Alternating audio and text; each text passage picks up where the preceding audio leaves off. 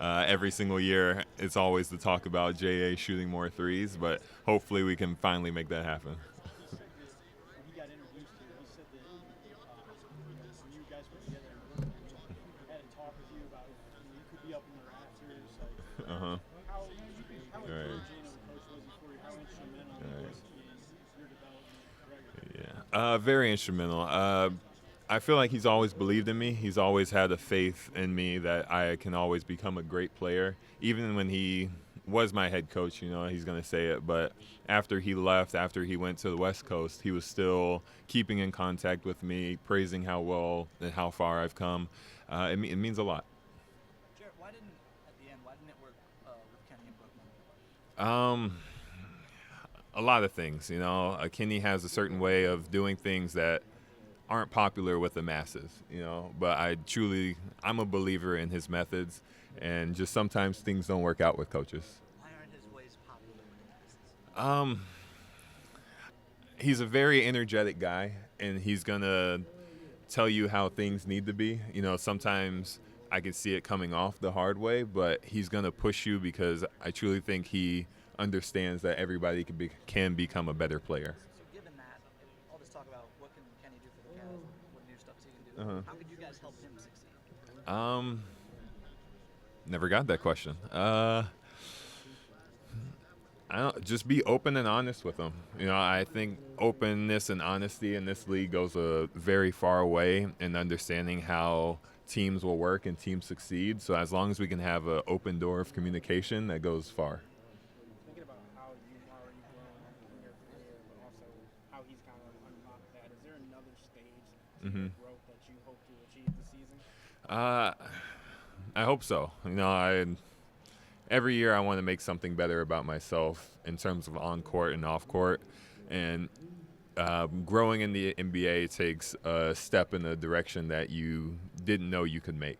So I hope that Kenny is able to push me every single day to be a better version of myself. Is there a goal that you have set for the season?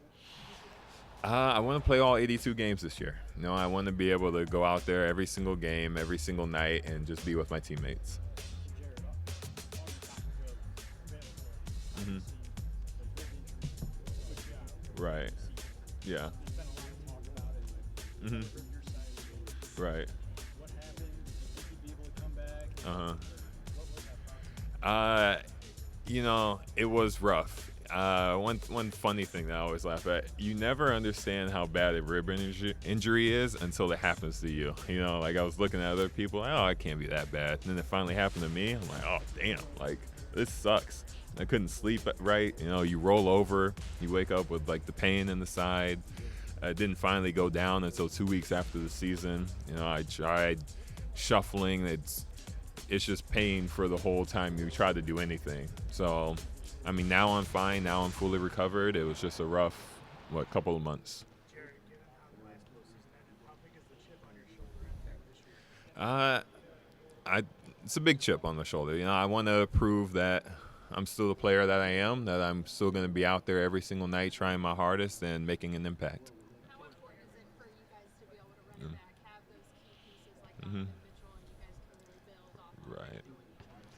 that? I think it's very important. I'm a fan of the homegrown type of route. Every single year with this group, we've gotten better. We've progressed further on every single thing that we did, whether it's winning more games, making it further in the playoffs, or understanding how each other's play. We've become better every single year in a separate facet of that, and I'm excited to see how we put it all together this year. Along those Yeah. lines, just he signs the extension this offseason. Just how exciting was that for you guys? But also, what does that say just about sort of the group that you have here that he wants to see this thing through? All right. It means a lot.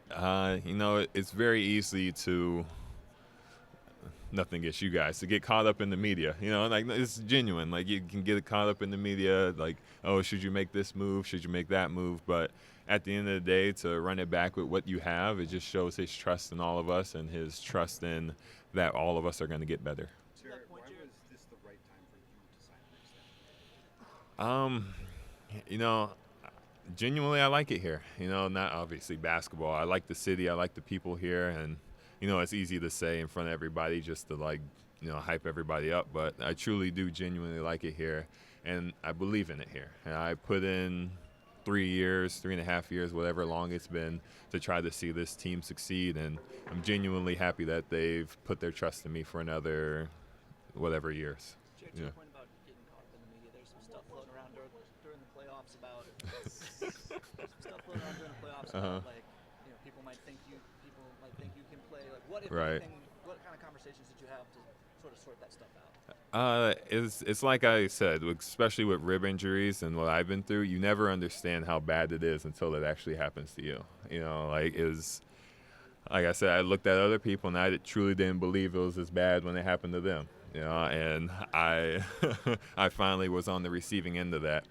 But I feel like I'm very sure of myself. I feel like I'm very understanding of if I was able to play, I would play. I've played every single game that season that I could, barring injury, and if I could have, I would have.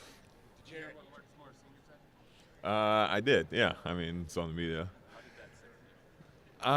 It's understandable. It's like I said, you don't understand until you go through it. No, it takes a lot more to get under my skin. Jarrett, one of the things that was kind of maybe a little awkward about the situation was in the injury report you kept being listed as rib contusion. Right. After the season, Kobe said pierced rib fracture. Yeah. Was that discrepancy frustrating to you at all? That people might have thought, like, oh, this guy's not Right. as bad. I think that definitely contributed to the skepticism of the injury. Now that it's out, looking at the CT scan, you can still see the piece of bone that's still floating in my body somewhere. So it was definitely a more or a worse injury than people thought. I would say like a full 2 weeks. What's a better feeling, blocking a shot, meeting somebody at the rim, or putting somebody on a post? I would say blocking somebody's dunk. No, I've always enjoyed it. I want to bring back the finger wag, the no.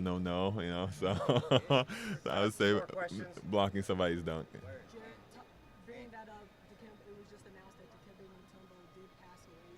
Oh. So just a little bit ago, talking about did not know that. how important he is to the NBA in this position. How big was his presence in the NBA? Right. First, rest his soul. I did not know that. It's timing, But like I said, I brought him up, For me, honestly, I know him more for his commercials, which is just how I grew up. I never got to watch him play basketball growing up, but it just shows the impact he's made not only on the court. I know he's done a lot of work worldwide. I know he's done a lot of things all over the world, and he's made an impact in everybody's lives in a different way, including mine. Jarrett,